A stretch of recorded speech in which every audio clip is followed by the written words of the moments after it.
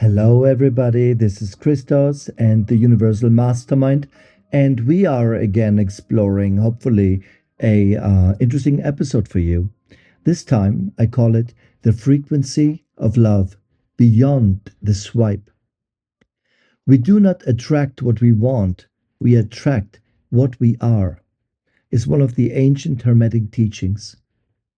Welcome to the frequency of love, and this isn't your usual podcast about dating.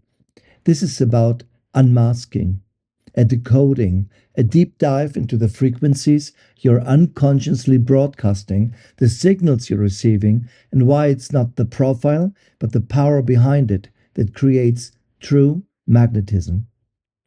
Online dating is basically a digital temple, a chaotic one, yes, but a temple nonetheless. Every photo can be seen as a prayer. Every word is a spell, and every interaction is a mirror, shimmering, distorted, or sacred. In the 21st century, the swipe has replaced the eye across the room. The algorithm has replaced the matchmaker, but the soul hasn't changed. It's still scanning the field for resonance, still whispering this one or that one when the heart feels home. The question is, are you attuned to hear it? Let's be honest. Dating, especially online dating, can feel like a performance, a costume party where everyone dressed as their best self, masked in wit and waistlines, guarded by trauma and filters. But behind every carefully angled selfie is an energetic signature. Behind every witty bio is a frequency. And that frequency tells more truth than your best paragraph ever could. People don't fall for your story, they fall for your signal. When you say, I'm fun, ambitious, looking for something real, what do you mean beneath that? Are you aching to be chosen because you've never chosen yourself? Are you longing for safety while broadcasting chaos? And are you ready for love or still addicted to the chase? Dating isn't about becoming more attractive. It's about becoming more aligned. And the alignment, spiritual, emotional, physical, is the new seduction. There's a body beneath the body, an aura, a field, a storm of silent information moving around you. Your magnetism lives there, not in your muscles or curves, but in your coherence. The body knows, the gut knows. Attraction isn't logical, it's electrical. That's why some people glow and others don't. That's why someone can say all the right things and still not feel right. Because energy doesn't lie. Magnetism is the art of being whole in your energy, not performing wholeness, but embodying it. When your spirit, your emotions, thoughts, and flesh align, you become a beacon. People don't just like you, they recognize you, they remember you. You feel like a dream they've always forgotten, and now suddenly they found you again. Too many of us are dating like merchants. What can I get? What are they offering? Will this be worth it? But love was never meant to be transactional. It's transformational. Each date is a reflection of your frequency, a test, a lesson, sometimes a gift, sometimes a mirror showing you where your boundaries are weak, or where your inner child is still swiping, still choosing chaos over calm, because calm feels foreign. Real dating, conscious dating, isn't about getting someone. It's about getting yourself back. It's about returning to the truth of your desires and owning your longing without shame, refusing to dim your power or perform smallness to be liked. Because the moment you stop trying to be desirable and you start being true, you change your frequency. And when your frequency changes, your matches change. So, this episode isn't a list of do's and don'ts. It's an invitation, if you like, an invitation to excavate, to decode, to tune in. But isn't my podcast series all about that in general? What you're really saying when you upload that photo, what are you hiding when you say, I'm just looking for fun? What fears are still running the show when you ghost, shrink, or chase? You deserve a love that meets your soul to soul, not just screen to screen. And to receive that kind of love, you must become the kind of person who knows how to hold it. Let us explore the unseen laws of attraction, the energetics of intimacy, the spiritual technologies of presence, and how your dating life is not separate from your spiritual path, but one of its most powerful initiations. Because dating isn't about finding someone to fill your emptiness, it's about becoming so full of yourself, your truth, your worth, your radiance, that the right person can feel you before they ever even read your name. So let's go deeper into the frequency of love. What are you really saying when you introduce yourself to the world? In the ancient mystery schools, it was taught that every word is a seed, every sentence is a vibration. What you say becomes what you sow, and nowhere is this more evident than in dating. Your dating profile is not just a description, it's an incantation. It reveals the frequency you are calling in, consciously or not. Let's consider something simple. I'm just looking for something casual. What does that really mean? For some, it means freedom. For others, it's code for fear. A fear of being seen, a fear of loss, a fear of needing too much and being left again. Our words carry our wounds. Our phrases wrap around our history. Our tone, our choice of emojis, the way we describe our hobbies. It's all a language of the unconscious, a dialect of desire. People don't read your profile, they feel it. They pause between the words, the tone that echoes in silence, the difference between I love adventure and I'm looking for someone to go on wild journeys with me. One is flat, the other is a door. Every time we put ourselves out there, we transmit a story about who we are and what we are open to, and the most powerfully, what we expect. That's why some people get messages filled with adoration and others get nothing. It's not about beauty, it's about alignment. Are you aligned with love or are you aligned with defense? There's quite a war in most dating profiles, the war between projection and revelation. Projection says, here's who I think you want me to be. Revelation says, here I am in my truth. Do you resonate? We're not taught to be revealing. We're taught to be desirable. We're told to showcase our best selves, to filter, to angle, to persuade. But true attraction doesn't come from perfection. It comes from precision, from authenticity, from being a clear note in the world of noise.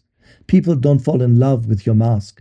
They fall in love with your mirror, the part of you that reflects something sacred in them. So let's get a little practical. Here are some hidden frequencies embedded in common phrases and what they often mean energetically. Please, no drama means I've experienced chaos. I don't trust peace yet. Or I'm an open book translates to I want connection, but I may overshare to compensate for lack of trust. Or looking for someone kind and grounded can only mean I crave safety and I may not feel anchored in myself.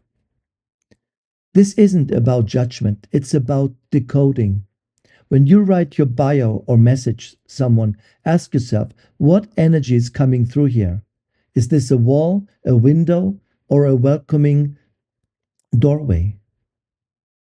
When you say you like yoga, long walks, good food, and Netflix, what you really are saying is, I crave connection in softness. I want someone I can relax around. I don't want to perform, I want to breathe. We must become translators of our own soul signals. Write like a mystic. Don't say, I'm loyal. Say, when I love, I root like an ancient tree. Don't say, I'm fun. Say, I'm laughter when the rain is unexpected. Let your truth sing, not for performance, but for recognition. When you write anything, from a profile to a message, don't ask, will they like this? Ask instead, does this awaken the one who's looking for me? This subtle shift is profound. You stop broadcasting to everyone and start vibrating for the one, not the one as in only one person. I mean, if there's only one soulmate, then my God, we all should hang ourselves. But the one who matches your frequency, your rhythm, and your language of love.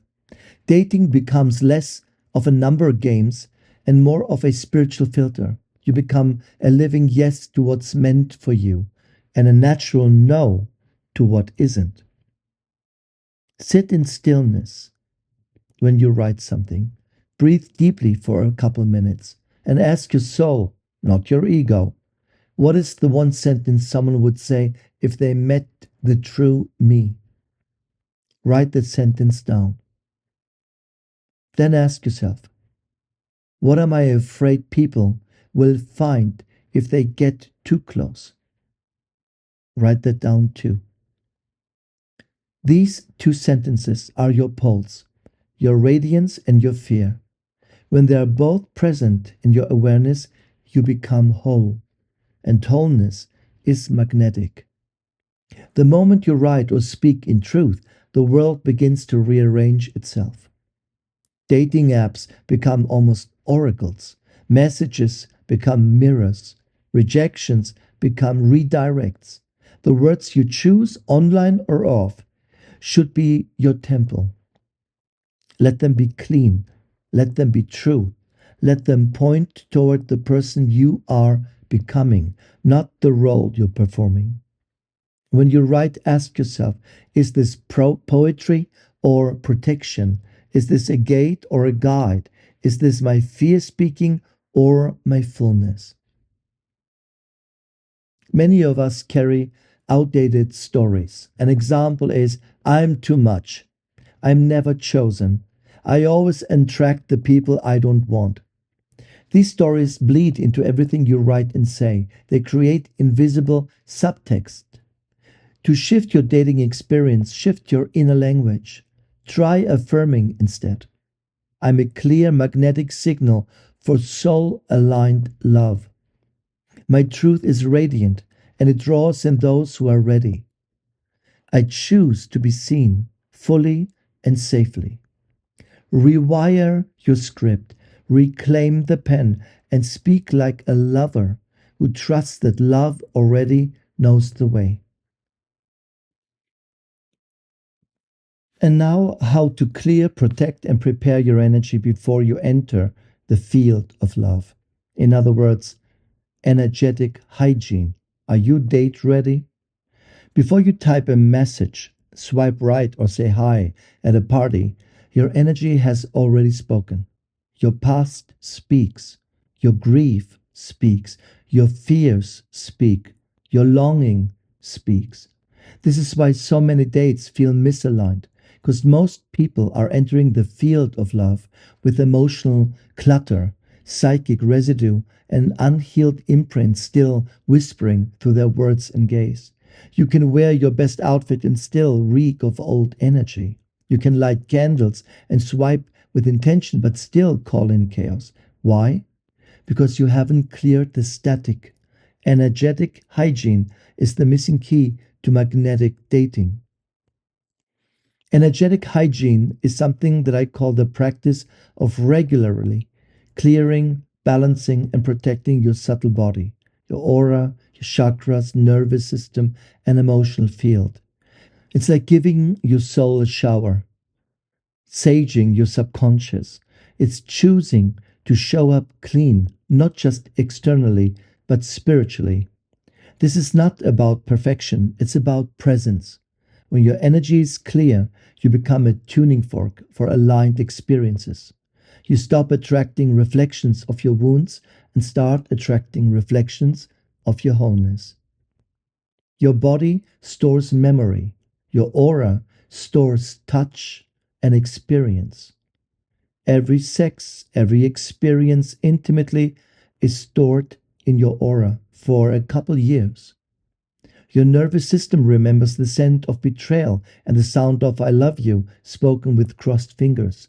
Every person you've loved, slept with, cried over, or chased has left an energetic fingerprint in your field. If you never consciously cleared them, they may be still influencing who you attract. You may still be broadcasting an unconscious occupied signal to potential partners. So ask yourself, do I feel drained after romantic conversations or connections? Do I keep attracting the same archetype? You know, unavailable, chaotic, tyrant, controlling. Do I still dream of my ex or feel haunted by past relationships? Do I feel fear or numbness when someone genuinely likes me? These aren't just emotional issues, they're energetic residues. You can't manifest new love while still emotionally entangled in old karmas. You must make space for love to arrive. Here are some simple but powerful daily rituals to reset your field. They are neither revolutionary nor complicated. Take some salt baths or showers with intention. Visualize old energy washing off and say, I release all cords, attachments, and energy not mine. I return to my sovereign field. Smudging, or also it's called aura sweeping. You use sage or better, Palo Santo, or more better is sandalwood, or sound like bells and chimes and singing bowls to break up energetic debris. From shamanism, cord cutting, you visualize golden scissors gently cutting energetic cords with ex lovers, past pain, or toxic dynamics. An aura sealing with breath would be you inhale light into your body. On each exhale, you imagine a golden cocoon forming around you, strong and radiant and loving. And of course, always my favorite thing is journaling to empty the field. Every morning or night, write, what am I still holding on to? Whose energy is still in my space? And what am I ready to release? Some emotions are residues and some are roots.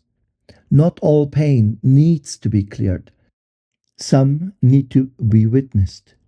Some wounds are sacred teachers, but others are just emotional clutter clouding your clarity.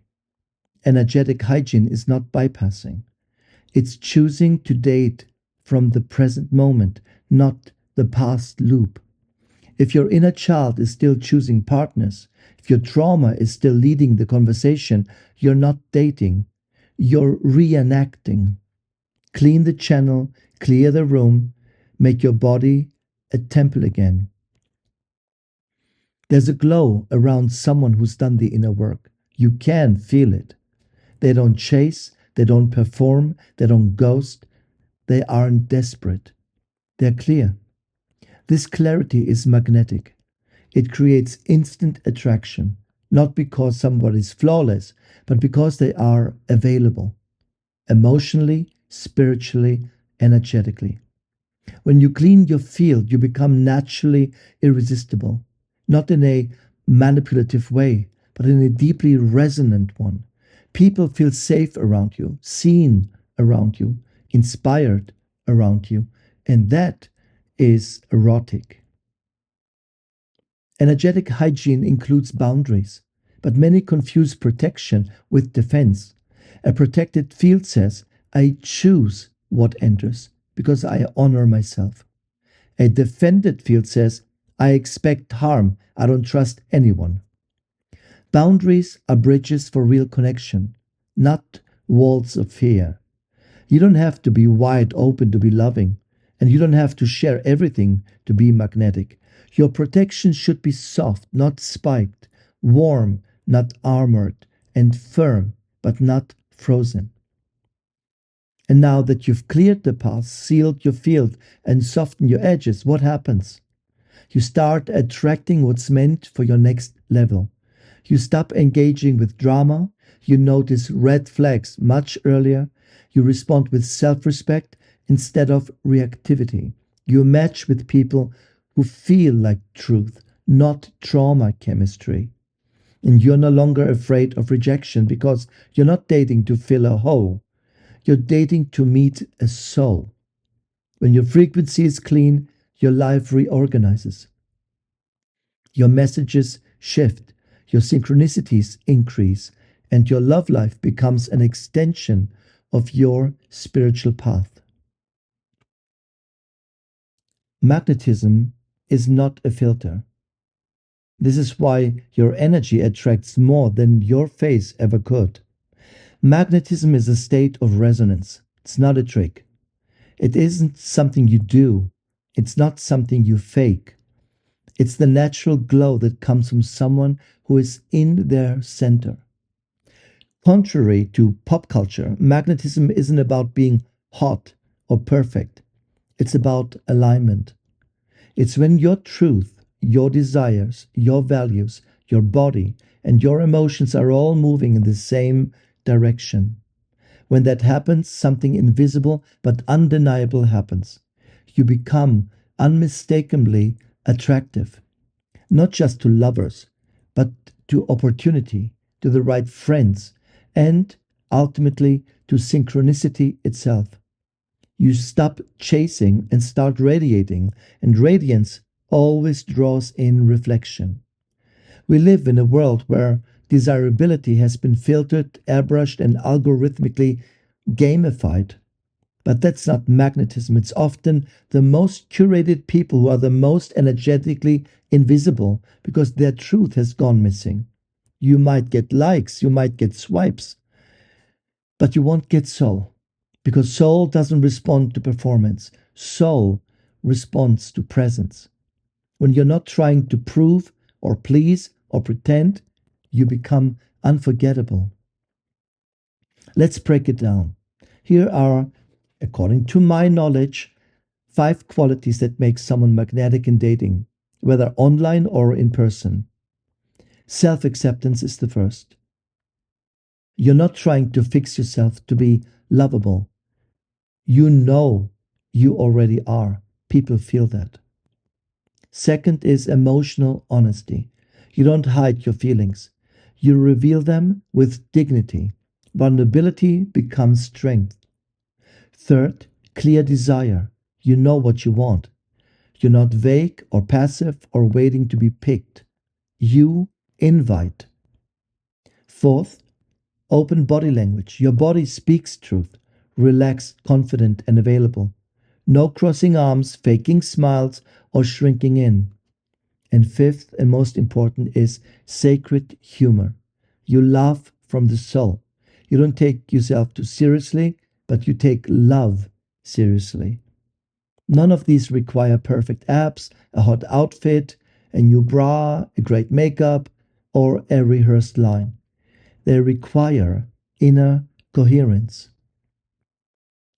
The human psyche is wired to sense incongruence. If your words say one thing but your energy says another, people will feel uneasy. For example, you say, I'm happy being single, but your field is screaming, please validate me. Or you say, I'm just seeing what's out there, but you're aching for deep intimacy. This creates cognitive dissonance, and people feel it before they can even name it. When your words, body, spirit, and emotions all align, you become an energetic yes. And that's why congruent people are so rare and so magnetic. Stand in front of a mirror, look into your eyes and say, I'm worthy of love exactly as I am. And ask yourself, is there any part of me that doesn't believe this? Wait for the answer. Feel the tension. That's where your magnetism is leaking. There's an exercise I call the glow activation. You imagine your body filled with gold light. Let that light move from your heart down to your hips, through your spine, and out your skin. And see yourself glowing with your own truth. And say aloud, I am my own sun. I don't seek attention. I radiate. Do this before a date, before a message, before you go online, before you go out, and see what happens. True magnetism doesn't require constant performance. It lives in stillness, in eye contact, in listening. You don't have to win someone over. You simply have to be so deeply yourself that anyone not resonant melts away. So, what I observe magnetic people do often is they pause before they speak. They ask questions without trying to impress how smart or witty they are. And they are comfortable with silence because they're comfortable with themselves. Silence is not emptiness, it's spaciousness. It invites truth to come forward. It tells the other person, you can breathe around me. Let's talk about how this looks in the dating world. Instead of, if you write or say online, I'm fun and kind and love long walks on the beach. Try, I laugh out loud during thunderstorms and make soup like it's a ritual. I want someone I can dance badly with and build deeply with. Instead of looking for a good guy, girl, non binary, angel with a sense of humor, say, I want a connection that feels like truth, not noise, tenderness and edge, both welcome. Let the truth glow in your profile. Let your inner spark write your bio. Don't try to appeal to everyone. Be so specific that only the right one hears you. When we try to clear blocks of to radiance, we have to ask ourselves, what parts of me are hiding? What am I still seeking validation instead of connection? Where am I pretending instead of revealing? And every time you hide a piece of yourself, you dim your light. To be magnetic, you must stop managing perception and start emanating truth. Your quirks, your spiritual hunger, your weird humor, your kinks, your dreams, your intensity, that's your radiance.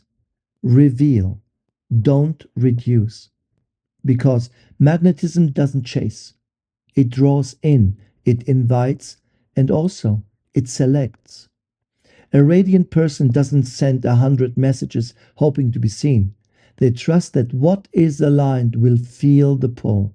You will know someone is right for you when they see you without you having to explain. When they recognize your glow because they've done the work to glow too. So stop chasing light and become it.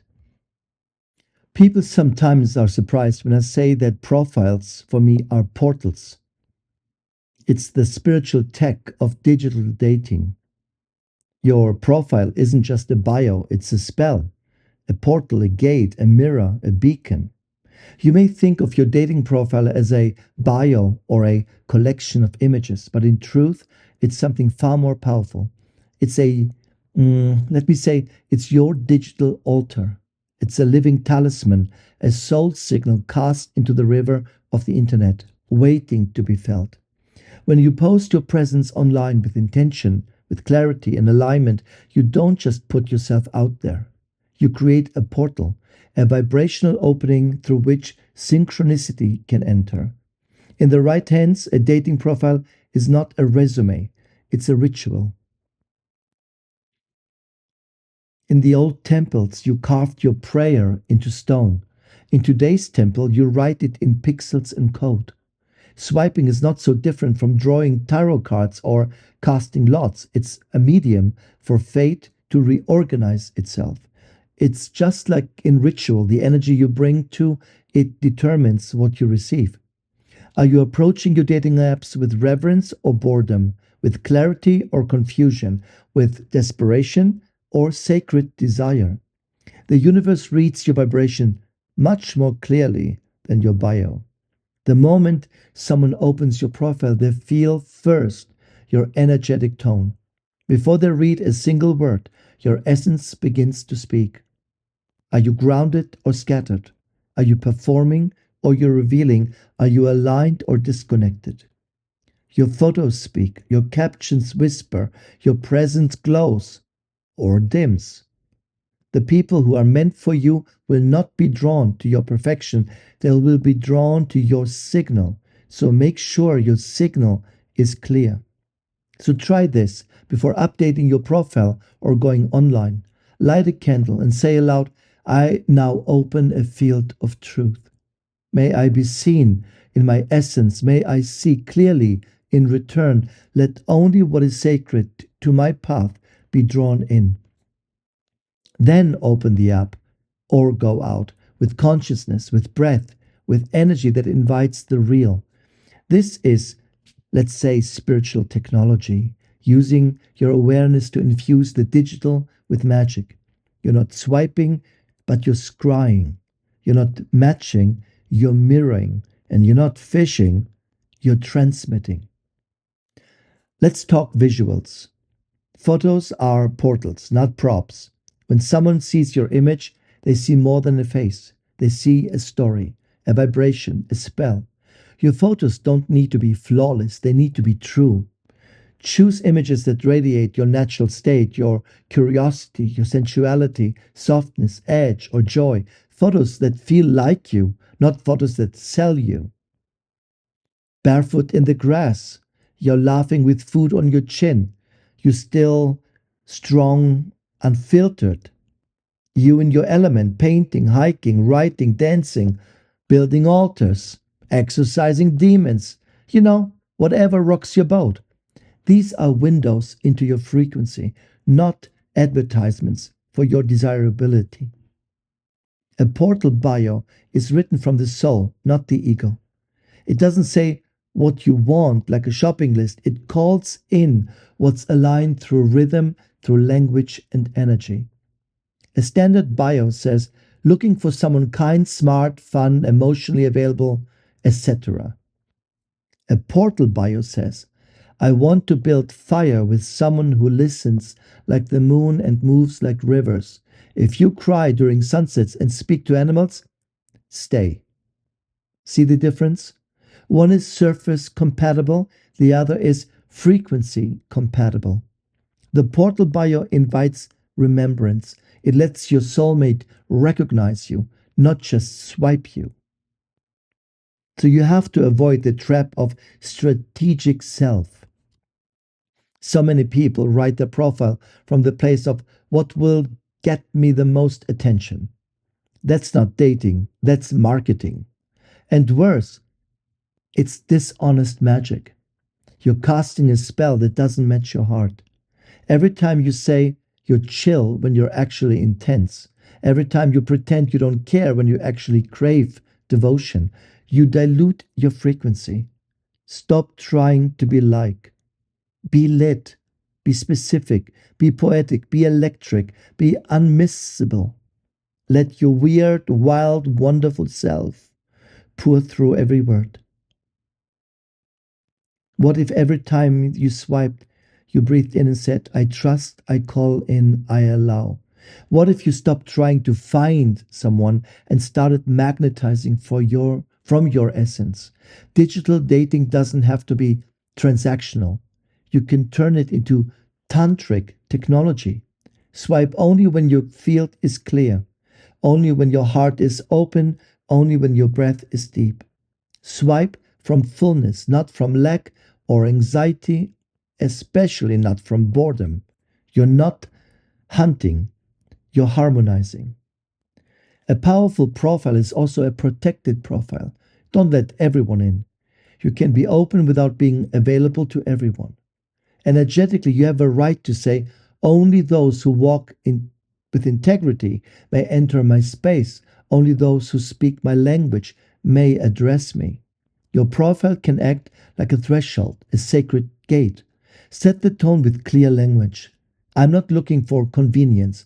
I'm looking for resonance. Or if you're healing your heart, walking your truth, and want to meet soul to soul, message me.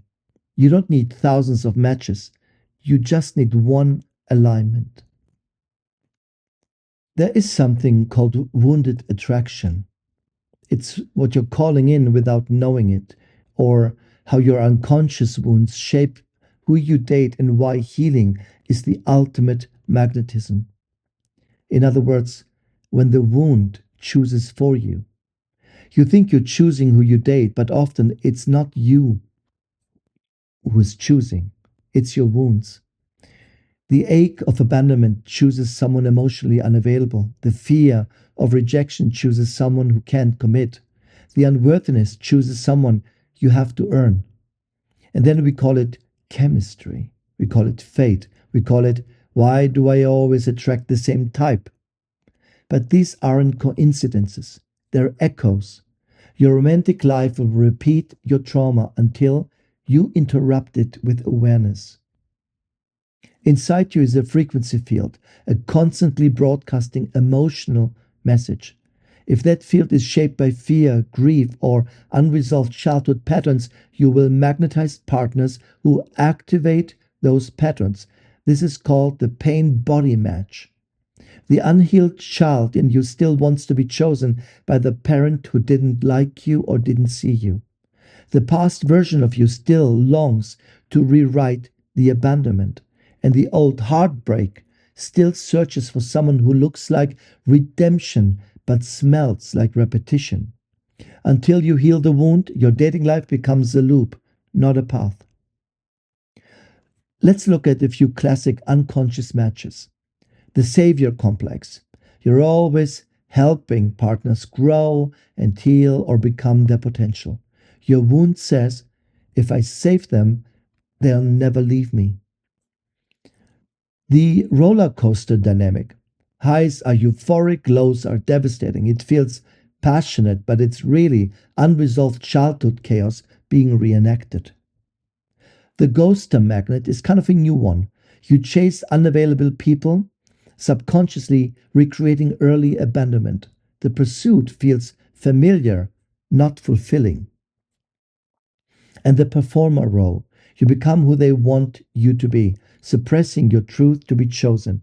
Your wound says, I have to earn love. Every pattern is rooted in a survival adaptation, but survival is not love, it's fear with a lipstick. When you meet someone and feel an instant, intense spark, beware. It's not always your soul recognizing someone. Sometimes it's your trauma remembering a pattern. This is called trauma chemistry.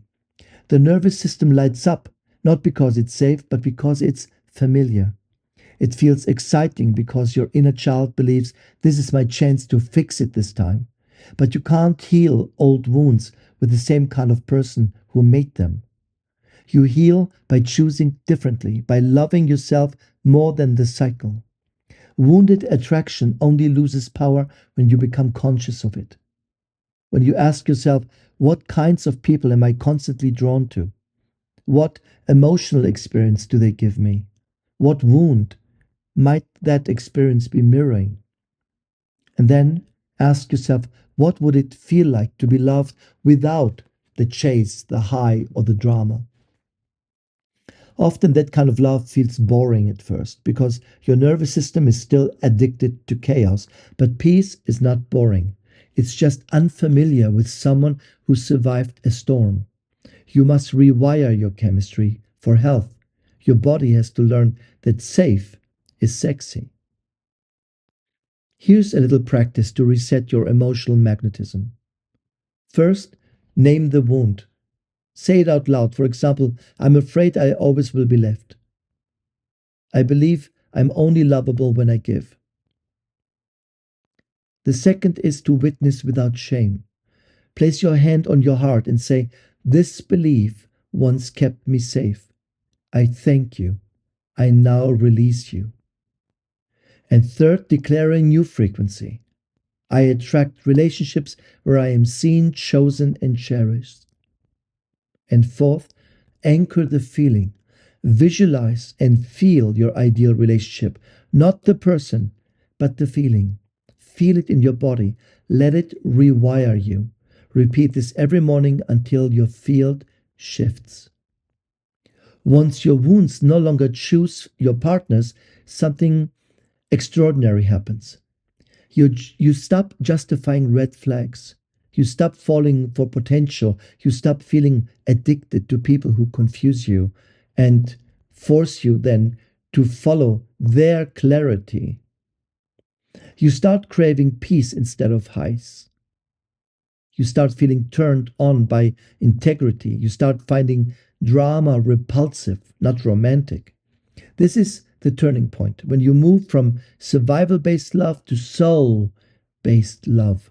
This shift may feel lonely at first because you're leaving an old frequency field, but what waits for you is so real and so solid and importantly sacred.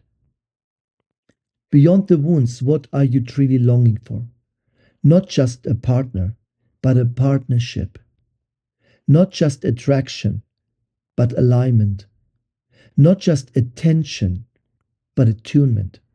You want someone who can hold your truth, mirror your soul, grow beside you, and still laugh with you in the ordinary. And to call that in, you must become the one who's ready for it. Wound based dating says, will you fix me? Healed dating says, will you rise with me together? Let's go off the myth that love must start with fire. Sometimes love begins with a flicker and deepens over time. Let's go of the idea that if it doesn't hurt, it's not real. Real love is healing, not harming. Let go of the fantasy that someone else will complete you. You are whole already. Love is not the missing piece, it is the reflection of your fullness. When you stop craving the wound's echo, you begin to hear love's voice. And that voice is soft and it's clear and it feels like home. And in a world of blinking screens and multitasking minds and endless distraction, there's one quality rarer and sexier than almost anything else, and that is presence. Not presence as in simply being physically there, but presence as in fully here, fully attuned, fully engaged with the moment, the space, the soul in front of you. When someone gives you their full attention, no phone in hand, no performance, no projection, it feels like sunlight touching skin after a long cold night. Presence says, I see you. Presence says, I choose this moment. I'm not anywhere else. I'm here with you now. And that is irresistible. Presence is the most underrated form of seduction. It says, you matter. I'm not scanning the room for better options.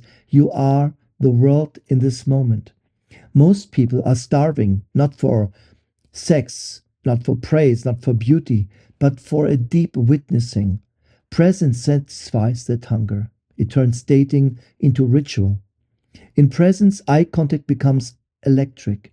Silence becomes sacred. Every gesture becomes meaningful. And chemistry becomes consciousness.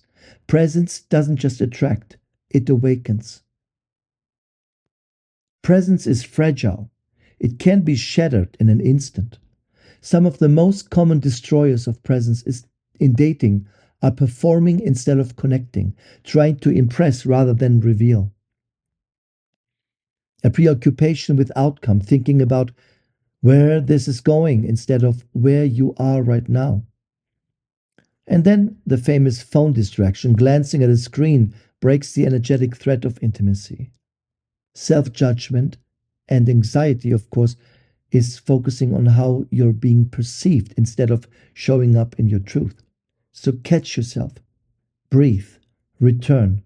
Presence isn't perfection, it's devotion to the now. Presence goes one step deeper when it becomes attunement, the art of deeply listening, sensing, and mirroring someone else's emotional field. Attunement sounds like this. I noticed your energy shifted. Are you okay? I hear your words, but I feel there's more. Want to go deeper? You don't have to explain. I feel you. That's what true attunement sounds like. Attunement is where connection becomes alchemy. It tells the nervous system you're safe, you are felt, you are home. Attunement creates a container where real, true love can grow, not just spark, but substance. You don't need to be a monk to be present. Presence is a muscle, it strengthens with use. Look up from your phone and make eye contact with strangers. When someone speaks, listen until the end without thinking of your reply. Eat without screens. Breathe consciously. Notice details. Speak slower. Move slower. Let yourself land in each moment. Your capacity for presence off the apps will reflect in your radiance on the apps. Someone will feel you're different. And they'll be right. Because in a world of flashes, you're a steady fire. So next time you go on a date, try this experiment. Arrive early, not just physically, arrive energetically. Breathe, set intention. Second, anchor yourself. Feel your feet on the ground and stay in your body. Turn off your phone, not face down, off. Signal that this space is sacred. Track sensation. How does your body feel around them? Can you stay connected to yourself as you connect to them? And let silence breathe. Don't fill the space. Let presence speak for you. This isn't about technique, it's about frequency, right? A presence presence is a frequency few people carry, but everyone longs for. Your nervous system responds to subtle cues. It can feel if someone is with you or just in proximity, if they're truly present or emotionally elsewhere, if they're grounded or leaking energy. The more present you are with yourself, the more present others can be with you. Presence is regulation, it's availability, intimacy without words. People fall in love not with your looks, not with your lines, but with how they feel in your presence. Do they feel seen or safe? Do they feel at home? That's what stays and that's what imprints. There's a look someone gives you, not sexual, not flirty, but sacred. It's the gaze of full attention, not scanning, not judging, just witnessing. This is what I call the erotic gaze of the awakened lover. It says, I'm not afraid of your soul. Your gaze becomes your prayer. Your presence becomes your offering. Presence transforms attraction into initiation. It turns a date into a mirror. It opens the gateway to higher love.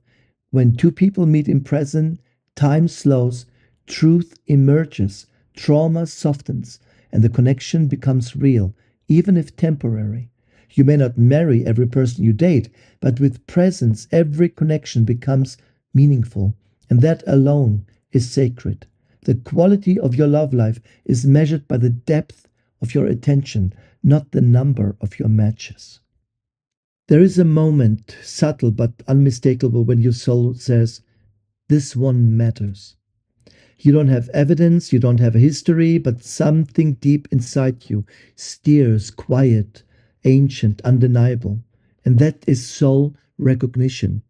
Before the mind forms thoughts, before the body reacts with chemistry, the soul speaks in vibration. It feels like, let's say, a deja vu, an inner stillness, a curious expansion, a sudden sense of familiarity or meaning. And when you learn to trust this voice, you stop chasing confusion because you follow resonance. Intuition isn't a hunch, it's a data stream from the soul. It gathers subtle information from body language, energetic frequency, symbolic cues, and soul memory, and delivers it instantly as a knowing. We've just been trained to doubt it. In dating, intuition might show up as a light in your chest when you see their face, a peaceful hum when they speak, an immediate no, even if they seem perfect on paper, or a dream about them before you even match. Intuition is quiet, the ego is loud. Learn the difference and trust the stillness. You've heard it before, when you meet the right one, you just know. But this knowing isn't fireworks. It's not a dramatic Hollywood moment. It's often, very often, gentle, even very still. The soul doesn't shout, the soul aligns. This knowing feels like safety in your gut, or that spaciousness in your chest, a grounded sense of timing, the absence of anxiety or performance. Sometimes the ones who make your world aren't the right ones. They're just activating old patterns. The one who feels like peace might be the real match. And then there's synchronicity, or as I call it, the soul's GPS system. When something is aligned, the universe begins to conspire. You'll see their name everywhere. You'll bump into them unexpectedly. You'll hear a song that echoes your story. You'll find a shared symbol that feels cosmic. That is synchronicity, the inevitable, invisible architecture of soul paths weaving together. So pay attention to numbers repeating around your meeting, animal totems or omens or signs, overheard conversations that affirm your feeling, strange coincidences that feel like wings from the universe. When synchronicity appears, don't force it. Receive it as a form of confirmation, not obsession. In dating, especially online these days, it's easy to get lost in surface details, but your soul doesn't care about curated bios or filtered photos. It listens for frequency. Before you swipe, drop into your body, breathe, and say, how do I feel when I look at this person? Not, are they hot? Are they attractive? And do they check my boxes? But rather, do I feel curiosity? Do I feel expansion? Do I feel like my energy leans in? Soul attraction feels inviting, not urgent. Expansive, not contracting. Familiar, yet new. Your dreams are one of the soul's clearest tools. Have you ever dreamt of someone before meeting them? Or received a message, a name, or image that later came true? The astral plane often initiates a connection before it takes form on earth. Start tracking your dreams, especially when you feel something stirring romantically. Symbols will appear, faces, colors, emotions. Trust the language of the unconscious. It often knows before the conscious mind is ready. Be careful though. Not everything that feels intense is intuitive truth. False intuition is actually emotional reactivity dressed up as guidance. For example, feeling obsessed after one message. That is an unresolved longing, not soul love. Okay? That's the stalkers or the people who, after one message, already talk about babies and marriage. That's when you know, delete your profile. Or feeling like this is it before knowing them, before even meeting somebody. I'm sure that must be it now. That's just projection, not recognition. Also, feeling anxiety and calling it a sign. The nervous system dysregulation. True intuition is calm. It has no agenda.